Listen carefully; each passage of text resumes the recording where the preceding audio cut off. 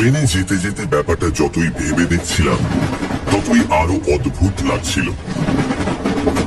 বাস্তব ঘটনা অবশ্য অনেক সময় কাল্পনিক গল্পের চেয়ে বিস্ময়কর হয় জানি, তবু যেন এই ব্যাপারটায় বিশ্বাস করতে কিছুতেই প্রবৃত্তি হচ্ছিল না। দুদিন আগেই বিমলের সঙ্গে আমার মেসের ঘরে প্রায় 1টা পর্যন্ত জেগে তুমুল তর্ক করেছি। শেষ পর্যন্ত এ বয়সের তর্কাতর্কির যা পরিণাম হয় তাও আমাদের বচসাই হয়েছে।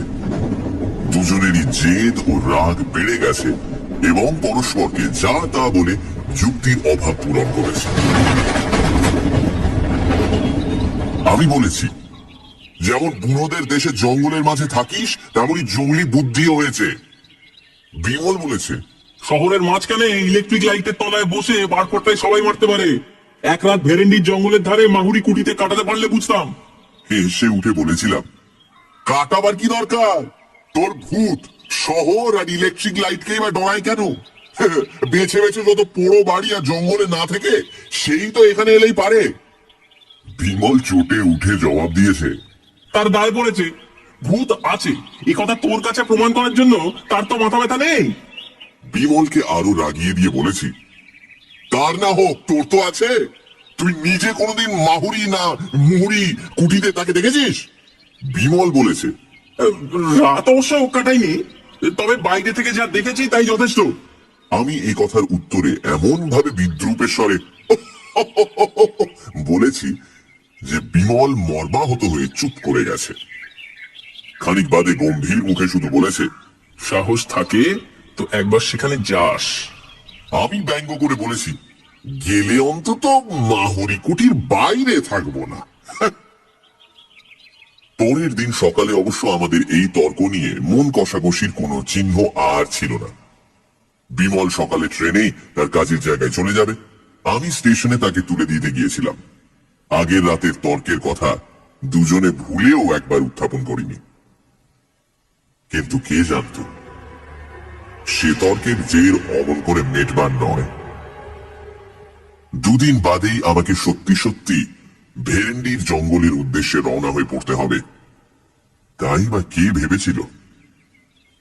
বিমল চলে যাওয়ার পর একটা রাত পার হতেই দুপুরবেলা হঠাৎ টেলিগ্রাম পেয়ে স্তম্ভিত হয়ে গেছি। বিমল মরণাপন্ন, এখনই আমার যাওয়া দরকার। টেলিগ্রামের মর্ম এই। যাওয়া যে দরকার সে বিষয়ে কোনো সন্দেহ নেই, কিন্তু যাওয়া সোজা নয়। ছোটনাগপুরের একটা নগণ্য স্টেশনে নেমে মাইল 10-12 গেলে ভেরেন্ডির জঙ্গল পাওয়া যায়। এই জঙ্গলের মাঝখানে একটা পুরনো তামার খনিকে নতুন করে আবিষ্কার করে আজ 2 বছর বিমল সেখানে কাজ করছে। সেই নির্বান্ধব পুরীতে যে সমস্ত কুলি মজুর নিয়ে সে দিন কাটায়, সাংঘাতিকভাবে অসুস্থ হয়ে পড়লে তারা যে কোনো সাহায্যই করতে পারবে না এটা ভালো করেই বুঝতে পারছিলাম। টেলিগ্রাম পাওয়ার পরই বিকেলে রওনা হয়ে পড়েছি। ভেরেন্ডির জঙ্গলে বিমলের নিমন্ত্রণ এভাবে রক্ষা করতে যেতে হচ্ছে ভেবে সত্যিই অদ্ভুত লাগছিল, আর বিরক্তি লাগছিল যেতে এমন দেরি হওয়ায়। যে স্টেশনে নেমে ভেরেন্ডির জঙ্গলে যেতে হয় অত্যন্ত নিকৃষ্ট ধরনের প্যাসেঞ্জার ছাড়া আর সব গাড়ির কাছেই তা অস্পৃশ্য। তাই বাধ্য হয়ে প্যাসেঞ্জারে চাপলেও তার শামুকের মতো গতি ক্রমশই অসহ্য হয়ে উঠেছিল। এতক্ষণে কি যে বিপদ সেখানে হচ্ছে কে জানে। বিমল অত্যন্ত শক্ত ধাতের ছেলে, সহজে সে কাতর কিছুতেই হয় না। সেই সুদূর জঙ্গলে একলা আজ সে 2 বছর যেভাবে বাস করে আসছে তা থেকে তার কাঠামোর পরিচয় পাওয়া যায়। সুতরাং অত্যন্ত বিপদে না পড়লে সে যে আমায় তার করতো না এ বিষয়ে কোনো সন্দেহ নেই। কিন্তু এরকম গদাই লস্করি চালের গাড়িতে আমি সেখানে পৌঁছবই বা কখন, আর তাকে সাহায্যই বা করবো কি?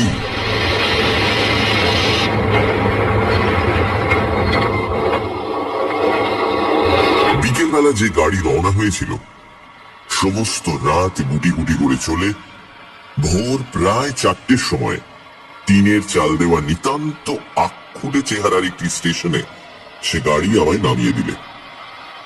প্ল্যাটফর্ম বলতে কাঁকড় ফেলা খানিকটা জায়গা, ট্রেনের সবকটা পাদানি বেয়ে সেখানে নামতে হয়। স্টেশন নয়, মনে হলো যেন জনহীন কোনো প্রান্তরে নেমেছি।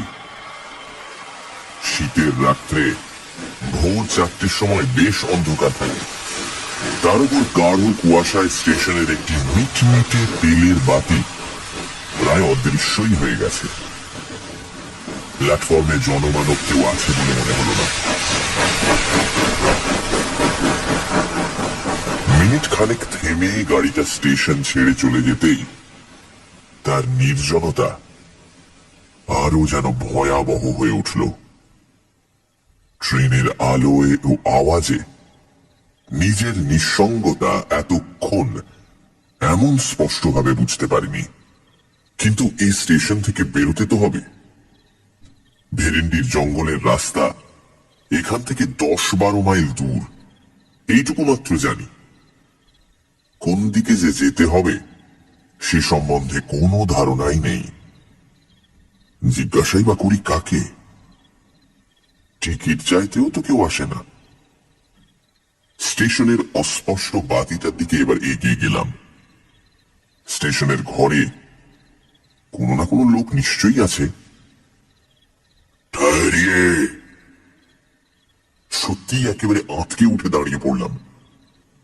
মানুষ নয়, যেন বাঘের গলার আওয়াজ। পেছন ফিরে কুয়াশায় ঘোলাটে একটা নীল আলো ছাড়া কিন্তু কিছুই প্রথমটা দেখতে পেলাম না।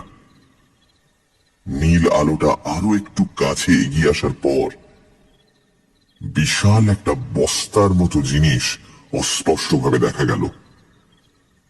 জিনিসটা বস্তা নয়, মানুষের মাথা। প্রকাণ্ড কমফর্টার ও তার উপর কম্বল জড়িয়ে অত বড় হয়েছে।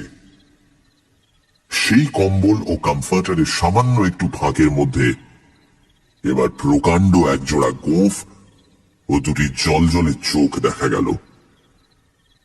শরীরের অন্যান্য অংশ অন্ধকারে অস্পষ্ট। সত্যি প্রথমটা কেমন যেন হতবুদ্ধি হয়ে গেছিলাম। সেই কম্বল জড়ানো মুখ থেকে গম্ভীর বাজখাই গলায় টিকস শুনেও যেন প্রথমে ব্যাপারটা ভালো করে বুঝতে পারিনি। আবার আওয়াজ এলো, টিকস কা। এবার ব্যস্ত সমস্ত হয়ে পকেট থেকে টিকিট বার করলাম এবং পর মুহূর্তে ভাল্লুকের মতো একটা মোটা লোমওয়ালা হাত হঠাৎ অন্ধকার থেকে যেন বেরিয়ে এসে আমার হাত থেকে সেটা কেড়ে নিলে মনে হলো। সাহস করে এবার জিজ্ঞাসা করলাম, ভেরেন্ডির জঙ্গলের রাস্তা কোন দিকে বলতে পারেন? নীল আলোটা দূরে সরে যেতে শুরু করেছিল ইতিমধ্যে। সেটা থামল এবং কুয়াশার ভেতর থেকে শোনা গেল সবিস্ময় প্রশ্ন, ভেরেন্ডির জঙ্গল, যেখানে তামার খনি আছে। নীল আলোটা আমার কাছে সরে এলো। কমফর্টার ও কম্বলের বস্তার তলা থেকে দুটি চোখ আমায় তীক্ষ্ণ সবিস্ময় দৃষ্টিতে লক্ষ্য করছে। বুঝতে পারছিলাম ব্যাপারটা কি। হঠাৎ উদার মত জানা শুনে চমকে উঠলাম এবং কিছু জিজ্ঞাসা করবার পূর্বেই বিমূঢ় হয়ে দেখলাম লোকটা চলে যাচ্ছে। পর মুহূর্তে নীল আলোটাই হঠাৎ বোধহয় নিভে গেল। অন্ধকারে অন্তত আর কিছু দেখা গেল না। কিন্তু আমার এখন প্ল্যাটফর্মে দাঁড়িয়ে থাকলে তো চলবে না। স্টেশনের সেই আলোটি লক্ষ্য করে আবার এগিয়ে গেলাম। সেই আলোর কাছেই বাইরে বেরোবার গেটটা পেয়ে তবু আশ্বস্ত হওয়া গেল পাশেই স্টেশনের একটিমাত্র ঘর। ভেতর থেকে টেলিগ্রাফের টরে টক্কা আওয়াজ আসছে। গেট দিয়ে বেরোতে বেরোতে কৌতূহল ভরে একবার জানলা দিয়ে উঁকি মেরে সত্যি বিস্মিত হলাম। একটা কুলি বা চাপরাশিরও সেখানে দেখা নেই। বাইরেও কুয়াশাচ্ছন্ন অন্ধকার। শুধু একটা অস্পষ্ট পায়ে চলা পথের ধূসর ধোঁয়াটে রেখা কোনো রকমে চেনা যাচ্ছে। আপাতত আর কোনো পথ না দেখতে পেয়ে সেইটিকে অনুসরণ করাই যুক্তিসঙ্গত মনে হলো। খানিক বাদেই অন্ধকার কেটে গেলে আর ভাবনার কিছুই থাকবে না। তখন কাউকে জিজ্ঞাসা করে নিলেই চলবে। কিন্তু আকাশ পরিষ্কার হওয়া সত্ত্বেও কাউকে জিজ্ঞাসা করবার সুবিধা কিছুই হলো না।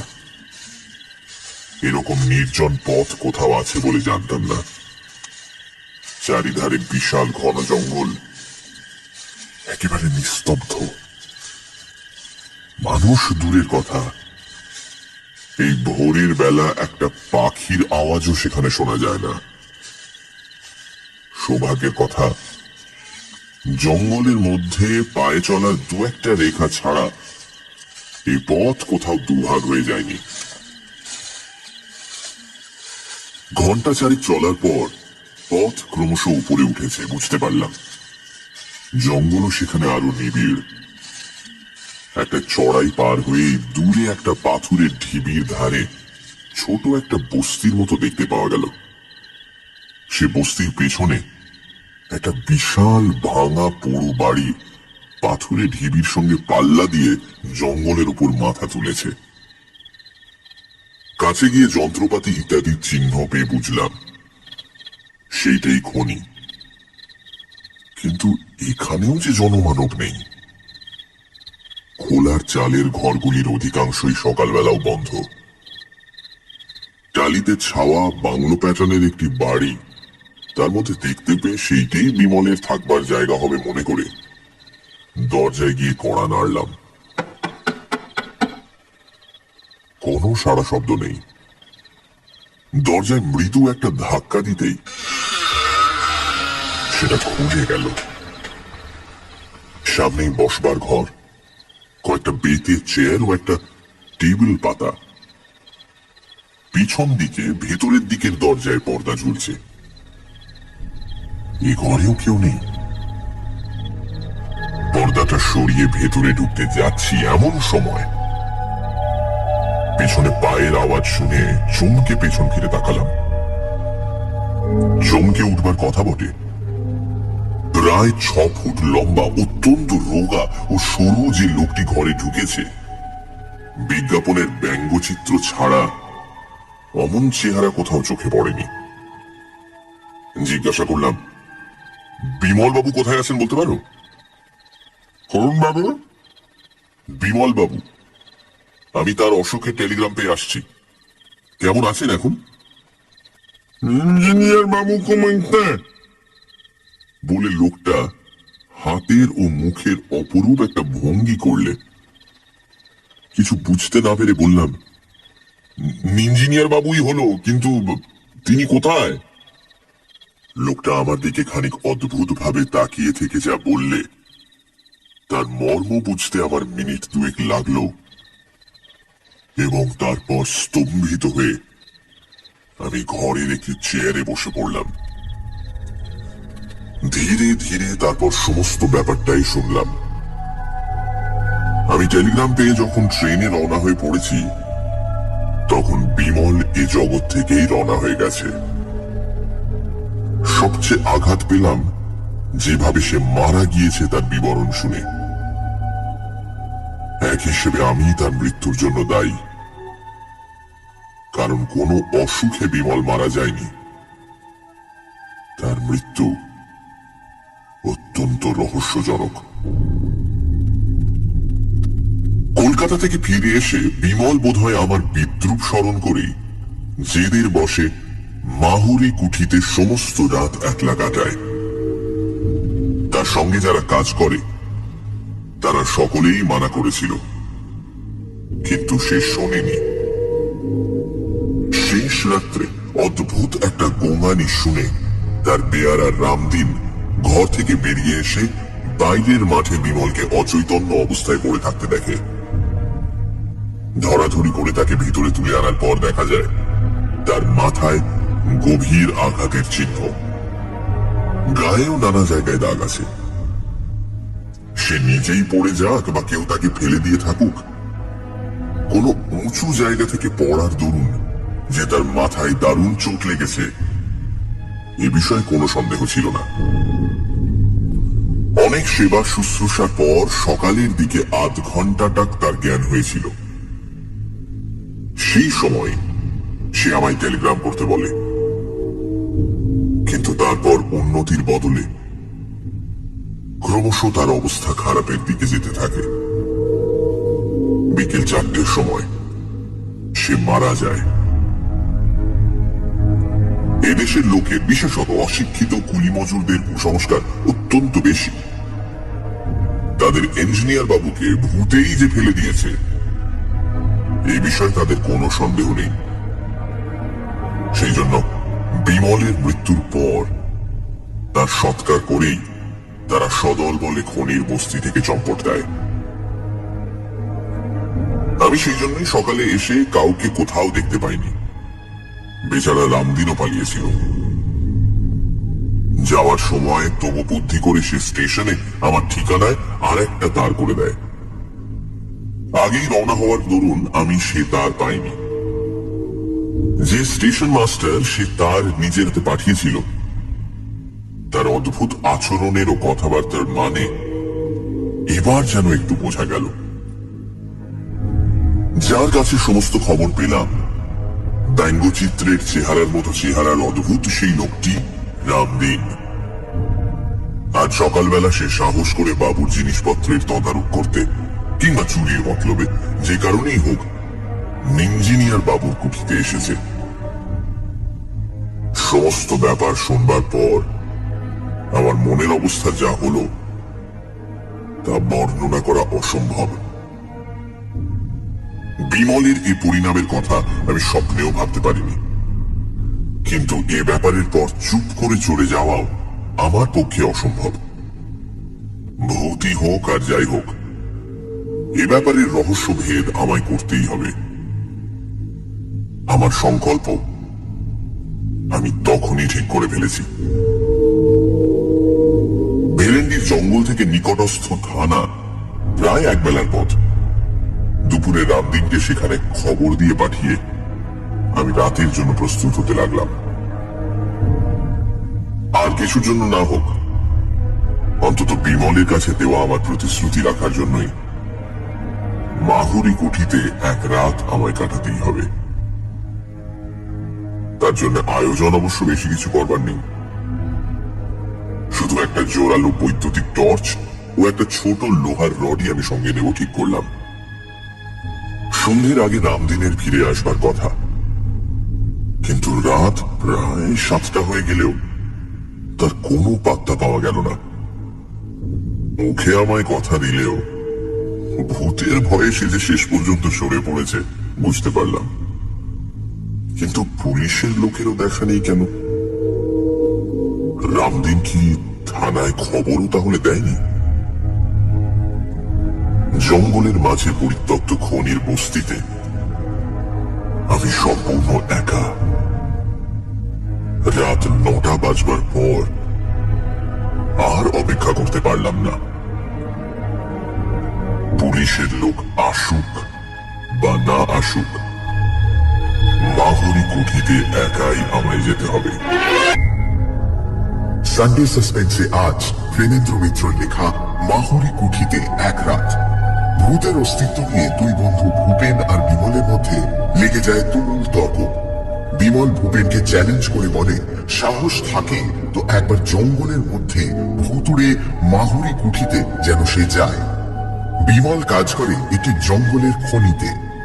মরণাপন্ন বিমলের কাছ থেকে হঠাৎ একটা টেলিগ্রাম পেয়ে ছোটা নাগপুরের ছোট সেই স্টেশনে হাজির হয় ভূপেন এবং পৌঁছে জানতে পারে বিমল মাহুরি কুঠিতে রাত কাটাতে গিয়ে রহস্যজনকভাবে মারা গেছে। প্রতিশ্রুতি রাখার জন্য এবং বিমলের মৃত্যুর জন্য নিজেকেই দায়ী মনে করে ভূপেন ঠিক করে সে একাই মাহুরি কুঠিতে রাত কাটাবে। তারপর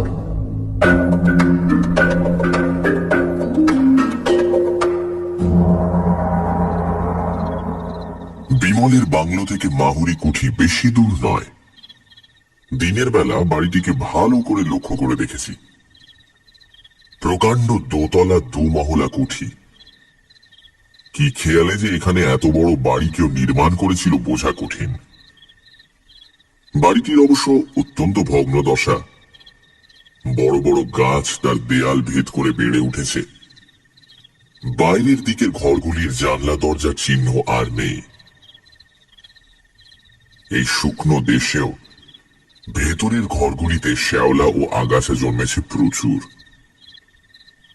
ভাঙা দেউড়ি দিয়ে বাইরের মহল পার হয়ে গেলে ভেতরের বিশাল মহলে উপর নিচে অসংখ্য গোলক ধাঁধার মতো যে সমস্ত ঘর পাওয়া যায়, দিনের বেলাতেও সেগুলি অন্ধকার।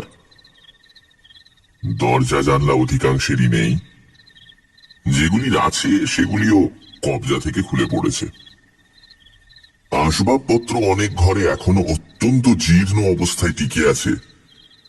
শুধু বোধহয় ভূতের ভয়ে চোরও সেখানে প্রবেশ করেনি বলে। অমূলক ভয় আমার নেই, তবুও টর্চ হাতে বাইরের দেউড়ি দিয়ে মাহুরি কুঠিতে প্রবেশ করবার সময় নিজের অনিচ্ছা সত্ত্বেও গা যে ছমছম করে উঠেছিল তা স্বীকার করতে বাধ্য হচ্ছি। এমন গাঢ় জমাট অন্ধকারের সঙ্গে পরিচয় আমার সত্যিই কখনো হয়নি। টর্চের আলোতে যেন সবলে তাকে কেটে বেরোতে হচ্ছে। বাইরের মহলের ওপর নিচের সমস্ত ঘরগুলো ঘুরে দেখে ভেতরের মহলে ঢুকলাম। নিচের ঘরগুলোর দুর্দশা অত্যন্ত বেশি। আগাছায় মেঝে প্রায় ছেয়ে গেছে। ইট সুরকি পাথর জায়গায় জায়গায় পড়ে আছে স্তূপাকার হয়ে। ঘরগুলিতে ঢোকাও বিপজ্জনক। সে সমস্ত ঘর ছেড়ে এবার ভগ্নপ্রায় সিঁড়ি দিয়ে দোতলায় উঠলাম। দোতলার ঘরগুলি এখনো অনেকটা ভালো অবস্থায় আছে। একটার পর একটা ঘর টর্চের আলোয় ভালো করে পরীক্ষা করে যেতে যেতে কিন্তু অস্বাভাবিক কোনো কিছুই দেখতে পাচ্ছিলাম না। বিমলের মৃত্যুর রহস্য এ বাড়ির সঙ্গে জড়িত না থাকলে অনায়াসে মনে করা যেত যে নেহাত কুসংস্কারের দরুন এখানকার লোক এই পুরো বাড়িটাকে এমন বিভীষিকাময় করে তুলেছে। বাড়িটির একটি বিশেষত্ব অবশ্য আগেই উল্লেখ করেছি। ঘরগুলি এমন বিশৃঙ্খল ভাবে সাজানো, যেখানে সেখানে দরজা ঘুলঘুলি প্রভৃতি এমন ভাবে বসানো যে সব শুদ্ধ একটা বিরাট গোলক ধাঁধা বলে মনে হয়। এক ঘর থেকে আরেক ঘরে যেতে যেতে পথ গুলিয়ে ফেলবার সম্ভাবনা এখানে অত্যন্ত বেশি। সম্প্রতি সত্যিই তাই গুলিয়ে ফেলেছি বলে মনে হচ্ছিল। খানিক আগে যে ঘর ছেড়ে গেছি সেই ঘরেই আবার ঘুরে এসে সবিস্ময় তখন দাঁড়িয়ে পড়েছি। উপরে উঠবার সিঁড়িটাও যে ঠিক কোন দিকে হবে বুঝতে পারছিলাম না। খানিক চুপ করে দাঁড়িয়ে থেকে মাথাটা ঠিক করে নিয়ে আবার এগোতে যাব এমন সময় পায়ে যেন কি একটা ঠেকল। টর্চের আলো সেখানে ফেলে অত্যন্ত বিস্মিত হয়ে গেলাম। জিনিসটা আর কিছু নয়, একটা চামড়ার ব্যাগ। কিন্তু এই ব্যাগটির সঙ্গে আমি পরিচিত। কলকাতায় বিমলের কাছে আমি এটা দেখেছি এবং তার সুন্দর চামড়ার কাজের প্রশংসাও করেছি। ব্যাগটা কুড়িয়ে নিয়ে খুলে ফেলে আরো আশ্চর্য হয়ে গেলাম। ব্যাগের ভেতর একটি খোপে সুতো দিয়ে বাঁধা একতাড়া কড়কড়ে নতুন 10 টাকার নোট, আরেকটি খোপে খুচরো কয়েকটি টাকা পয়সা ও একটি ছোট কাগজের টুকরো।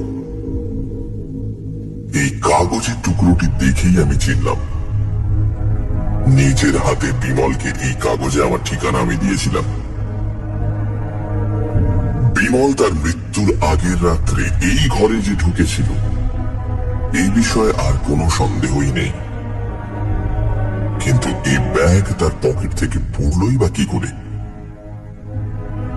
আর কোন শত্রুর হাতে যদি তার প্রাণ গিয়ে থাকে, তাহলে তারা এই ব্যাগ ছুঁয়নি বা কেন? টর্চের আলোয় ঘরটা এবার আমি খুব ভালো করে তন্ন তন্ন করে দেখলাম। ঘরটি আকারে বেশ বড়, অন্যান্য ঘরের চেয়ে আসবাবপত্র একটু বেশি।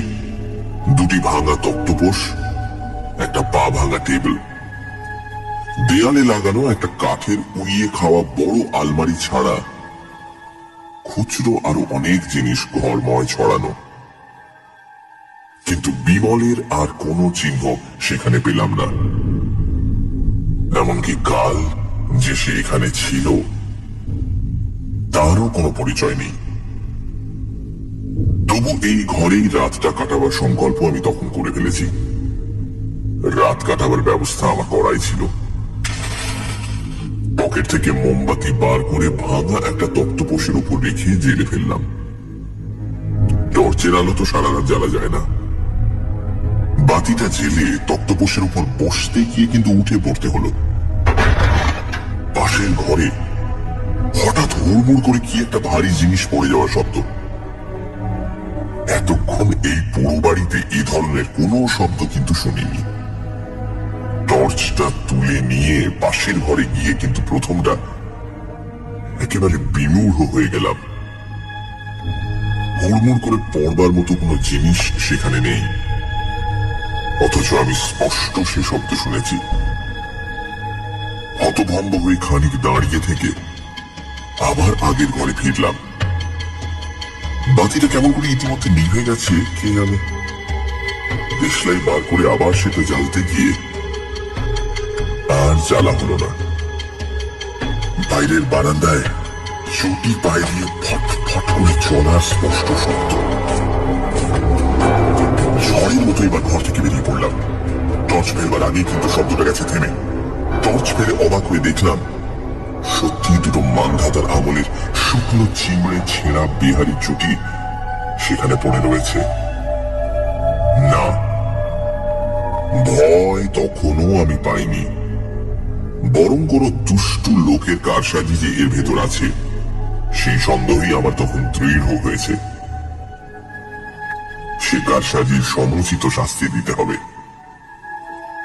চটি দুটো হাতে করে তুলে নিয়ে আবার ঘরে ফিরলাম এবং বাতি জেলে গ্যাঁট হয়ে ভাঙা তক্তপোষের উপর বসলাম ঘটনার পরিণতি দেখবার জন্য।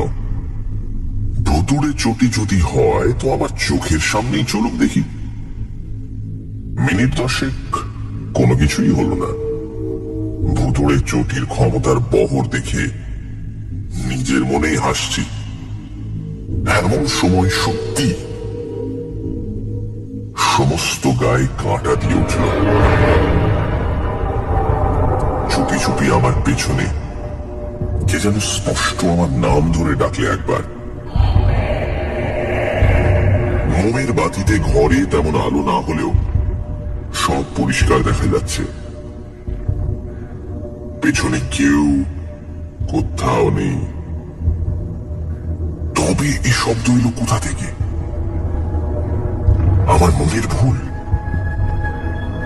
কিন্তু মনের এরকম ভুল হওয়াও তো ভালো লক্ষণ নয়। ভয় পেয়ে যাদের মাথা খারাপ হয়ে যায় তারাই চোখে নানা রকম ভুল দেখে, কানে নানা রকম আওয়াজ শোনে বলেই তো জানি। না, আরো সতর্ক এবং সজাগ হয়ে থাকতে হবে এবার। নিজের মনের ভুলে ভয় পাওয়ার মতো লজ্জাকর ব্যাপার আর কিছু হতে পারে না। হাতের ঘড়িটার দিকে চেয়ে দেখলাম রাত প্রায় 12:30। এতক্ষণ শুধু ঘরগুলো ঘোরাফেরা করতেই কেটে গেছে, বুঝতে পারিনি। শীতকালের ভোর হতে এখনো প্রায় 6 ঘন্টা বাকি। এই 6 ঘন্টায় শুধু ঘুমে চোখ না জড়িয়ে আসে এইটুকু দেখতে হবে। বসে থাকলে পাছে ঘুম আসে বলে এবার ঘরে পাইচারি করবার জন্য উঠে দাঁড়ালাম। কিন্তু কি আশ্চর্য,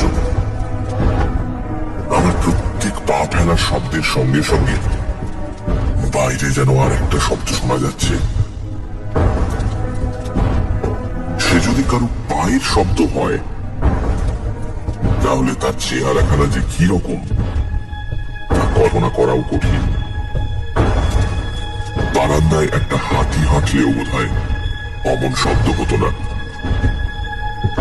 পায়চারি করতে করতে ইচ্ছে করে একবার থমকে দাঁড়ালাম।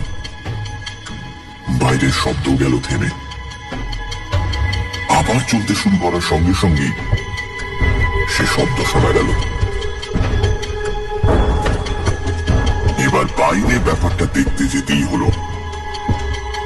টর্চ নিয়ে সমস্ত পথটা কিন্তু তন্ন তন্ন করে বৃথাই খুঁজে দেখলাম। ফিরে এসে দেখি আবার আলো গেছে নিভে। না, ব্যাপারটা ক্রমশই বিরক্তিকর হয়ে দাঁড়াচ্ছে। দেশলাইটা বার করেছি এমন সময় আলো ছিল না ভুবেন। মিথ্যে কথা বলে লাভ নেই। সমস্ত শিরদাঁড়া বেয়ে একটা যেন বরফ গলানো জলের স্রোত নেমে গিয়ে সমস্ত শরীর অবশ করে দিল। এই যে স্পষ্ট বিমলের গলা। খানিক্ষণ শুকনো গলা দিয়ে কোনো আওয়াজ বেরোলো না। তারপর জড়িত স্বরে কোন রকমে বললাম, কে তুমি? আমি আমি বিমল। দোহাই তোমার, আলো ছিল না। কেন? তাহলে আমার আর এখানে থাকা হবে না। তোমাকে দুটো কথা বলে যেতে চাই, তাও বলে যেতে পারবো না। তুমি ভয় পেয়েছো ভুবেন? ধরা গলায় ঢোক গিলে বললাম, না। তাহলে টর্চ না জেলে এগিয়ে এসে এই তক্তপোষটায় বসো। আমি হাতাড়ে হাতাড়ে তক্তপোষটা এসে বসলাম। অন্ধকারে আবার শোনা গেল, তুমি আসাতে কি খুশি যে হয়েছে বলতে পারি না। কথাটা শুনে নিজে যথেষ্ট খুশি না হলেও বললাম, তাই নাকি? হ্যাঁ, তুমি না এলে আমায় এখানে কতকাল বন্দী হয়ে থাকতে হতো কে জানে। কেন? দুটো দরকারি কথা না বলে আমি পৃথিবী ছেড়ে যেতে পারছিলাম না। পৃথিবী ছেড়ে কোথায়? খানিকক্ষণ কোনো উত্তর পাওয়া গেল না। আবার জিজ্ঞাসা করলাম, কোথায় বললে না? সে কথা জানতে চেও না, তোমাদের জানার অধিকার নেই। ও, কিন্তু তুমি কি বরাবর এখানে আছো? বরাবর যতক্ষণ তুমি এসেছো তোমার পাশে পাশে ঘুরে বেরিয়েছি। এখন একটু তোমার পাশে বসবো। তাড়াতাড়ি বললাম, না না, কি দরকার? কিন্তু ওসব শব্দ টব্দ কি তুমি করছিলে? আমি না না, আমি নয়, ওরা ওরা সব করেছে। সভয়ে সবিস্ময়ে বললাম, ওরা? হ্যাঁ, ওরাও আছে। ওরা ওইরকম করতে ভালোবাসে। আমার কিন্তু ভালো লাগে না। তবে থামলে কেন? তবে তবে অনেকদিন পৃথিবীতে থাকতে হলে বিরক্তি আসে, তখন ওইসব বদখেয়াল হয়। তো ওরা কি অনেক দিন আছে? অনেক দিন। যোধমান তো মানসিংহের সঙ্গে মনসবদার হয়ে এসেছিল, আর দেবদত্ত অশোকের সময়ের। এতদিন ওরা কেন এখানে আছে? কি করবে, মায়ার বন্ধন। যোধমল এখানকার এক রাজকোষ লুট করবার সময় দামি একটা মতির মালা পেয়ে এক জায়গায় লুকিয়ে রেখেছিল। সেই লুকোনো জায়গার কথা কাউকে জানাবার আগে তলোয়ারের খোঁচায় মারা যায় বলে বেচারার আজও মুক্তি হলো না। একটু উৎসুক ভাবে বললাম, কাউকে জানালেই তো পারে। যাকে তাকে জানালে তো হবে না। ওর বংশধর, আত্মীয় স্বজন, অন্তত দেশের লোক না হলে জানাবার উপায় নেই। অর্থাৎ মারোয়ারি চাই? মারোয়ারিরা আবার এধার মারায় না। যোধমাল সম্বন্ধে নিরুৎসাহ হয়ে বললাম, আর দেবদত্ত? দেবদত্ত? দাঁড়াও, জিজ্ঞেস করে দেখি। খানিকক্ষণ সব নিস্তব্ধ। তারপর শোনা গেল, দেবদত্তের উদ্ধার হওয়া আরো সত্য। কেন? অশোকের সময় ও কি একটা মঞ্জুশ্রীর ধ্যানশ্রীর মূর্তি গড়েছিল। সেটা এখনো আবিষ্কৃত হয়নি বুঝি? কোথায় সেটা? আমি না হয় প্রত্নতত্ত্ব বিভাগে। না না, আবিষ্কৃত হয়েছে বই কি, কিন্তু পণ্ডিতরা তর্কাতর্কি করে তার নাম নিয়ে বাঁধালে গোল। কেউ বলছে সেটা দেবী মূর্তি নয়, কেউ বলছে কি বলে প্রজ্ঞা পারমিতা। হ্যাঁ, তো তাতে কি? চুপ চুপ, দেবদত্ত একেবারে খেপে উঠবে এখনই। তাতেই তো সব। নাম ঠিক হওয়া না দেখে ও কিছুতেই যেতে পারছে না এখান থেকে। আমি না এলে তুমিও যেতে পারতে না? বোধ হয় না। ওইসব বদ খেয়াল। তাও হয়তো হতো। এখনই তো মাঝে মাঝে কিরকম নিষ্ফিস করে। কি নিষ্পিস করে? হাত? একটু হাসির শব্দ শোনা গেল। হাত তাকে বলে না, তবে গলার স্বরে অত্যন্ত অস্বস্তি বোধ করে বললাম, যাকে ভাই, তোমার কি কথা ছিল না যা বললেই তোমার ছুটি? ছুটি, একেবারে ছুটি। একটু ভয়ে ভয়ে জিজ্ঞাসা করলাম, বলা হলি তুমি চলে যাবে? তৎক্ষণাৎ। কিন্তু তুমি চলে গেলে এই যোধমাল আর দেবদত্ত। না না, তোমার কোনো অনিষ্ট ওরা করবে না, আমার বারণ আছে। তবে বলো এবার। এই বলছি, ও আবার কি? ও কিছু না। কিন্তু হেঁচকির মতো শোনানোর জন্য? পাগল, এই হেঁচকি কোথায়? কিন্তু আমরা তো ওকেই হেঁচকি বলি। আমরা বলি না। তবে কি ওটা? ও আমাদের ভৌতিক দেহের বুৎকার। ভূতকার কি? ও কথার মানে তোমরা বুঝবে না। ওটা এই জগতের কথা। ও জগতের কথা আলাদা নাকি? এতক্ষণ তো বেশ বাংলা বলছিলে। অনেক কষ্টে অনুবাদ করে বলতে হচ্ছিল, কিন্তু বুৎকারের অনুবাদ হয় না। না ভাই, এটা হেঁচকি। বুৎকার। আমি তাহলে আলোটা জানছি। দোহাই তোমার, এখনো আমার কথা বলা হয়নি। কথা তুমি পরে বলো খন, এখন একটু জলের চেষ্টা করি। আমাদের জল লাগে না, আলো জ্বাললেই আমায় চলে যেতে হবে। তা না হয় খানিক চলে গিয়ে তোমার ভূতকারটা থামিয়ে এসো। বলে সত্যি দেশলাই বের করে মোমবাতিটা জেলে ফেললাম। কিন্তু এ কি? ঘরে যে কেউ নেই। এ কি ব্যাপার? বিমল, তুমি আছো এখানে? বিমলের কোনো উত্তরের বদলে শোনা গেল, কয়েক সেকেন্ড মাত্র বিমূঢ় হয়ে দাঁড়িয়ে থাকবার পর আমার মনে আর কোনো সংশয় রইল না। এগিয়ে কড়া দুটো ধরে সজোরে কাঠের আলমারির পাল্লা দুটো আমি খুলে ফেললাম। এ কি? বিমল, তুমি সশরীরে? বিমলের গলা থেকে বেরোলো, ব্যাপারটা এতক্ষণে বোধহয় অনেকখানি বোঝা গেছে। হেঁচকিটুকু উঠে সব না খেঁচড়ে দিলে বিমলের ফন্দিকে সার্থক বলা চলতো। তার টেলিগ্রামে আমি বিশ্বাস করেছিলাম এবং আগের দিন মাইল 10 দূরের এক মস্ত মেলার জন্য খনির লোকজনকে ছুটি দেওয়ায় তার অন্যদিকে সুবিধে হয়ে গেছিল। শুধু রামদিনকে ষড়যন্ত্রের মধ্যে তাকে টানতে হয়েছিল। পোড়ো বাড়িতে তার দুর্মুষ ফেলা ও পেটানোর আওয়াজের যে নমুনা সে দেখিয়েছে, তাতে তারিফ তাকে অবশ্যই করতে হয়। অবশ্য স্টেশন মাস্টারের অদ্ভুত মূর্তি ও আচরণ বিমলের ফন্দিকে সাহায্য করবে এ কথা সেও ভাবেনি।